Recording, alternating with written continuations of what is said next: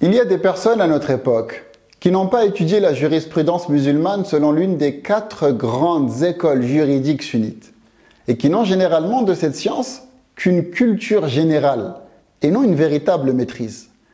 Mais ces personnes, malgré cela, lorsqu'on leur pose une question sur un sujet dans lequel elles n'ont pas lu suffisamment, on les voit réfléchir quelques secondes et ensuite dire « Il m'apparaît que le jugement religieux du sujet sur lequel tu m'interroges est ceci et cela.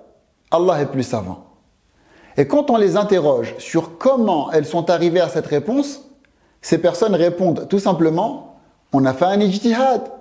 Si on a eu juste, on obtiendra 2 récompenses.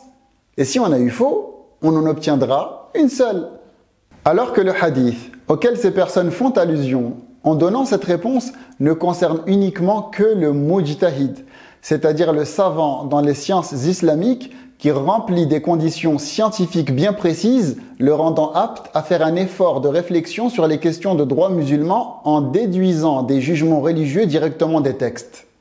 Quant à ceux qui émettent des jugements religieux sans en avoir les aptitudes scientifiques, ceux-là n'obtiennent aucune récompense. Au contraire, ils commettent plutôt un péché. Le prophète, prière et salut sur lui, a dit « إِذَا حَكَمَ الْحَاكِمُ فَاجْتَهَدَ ثُمَّ أَصَابَ فَلَهُ أَجْرًا وَإِذَا حَكَمَ فَاجْتَهَدَ ثُمَّ أَخْطَأَ فَلَهُ أَجْرٌ » Ce que l'on pourrait traduire par « Lorsque le juge fait un effort de réflexion sur une question de droit, puis ajuste, alors il obtient 2 récompenses. Et s'il fait un effort de réflexion, puis se trompe, alors il obtient une récompense, unanimement reconnu authentique. L'imam al-Khattabi, savant chaféite mort en l'an 388 de l'Hégire, qu'Allah lui fasse miséricorde, en commentant ce hadith dans son livre Ma'alimus Sunan a dit « Cela concerne celui qui fait partie des mujtahidoun, possède tous les outils scientifiques requis pour faire l'ijtihad, connaît les fondements et a connaissance des opinions issues de l'analogie. Quant à celui qui n'est pas habilité à faire l'ijtihad, celui-là se mêle de ce qui ne le concerne pas. Et il n'est pas excusé s'il commet une erreur en émettant un jugement. On craint plutôt pour lui qu'il ait commis un énorme péché. » Fin de citation.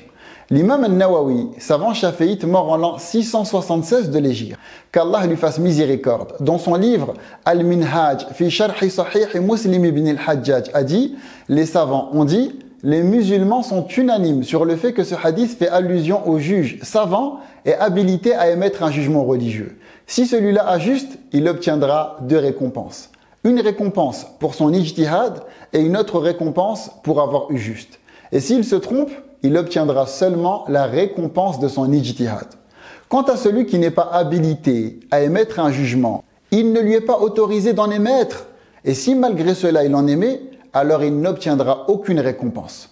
Mais il commettra plutôt un péché et le jugement qu'il aura émis ne sera pas à appliquer, peu importe qu'il soit ou pas en concordance avec la vérité. Cela parce que son exactitude est une coïncidence et non pas un résultat issu d'un fondement religieux.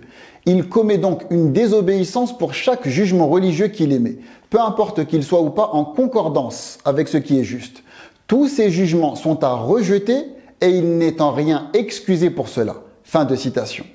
Enfin, quand bien même on admettrait la possibilité qu'une personne à notre époque posséderait les compétences scientifiques requises pour faire l'ijtihad, les grands imams ont défini l'ijtihad par le fait de faire tout l'effort possible pour parvenir au jugement religieux correct d'une question.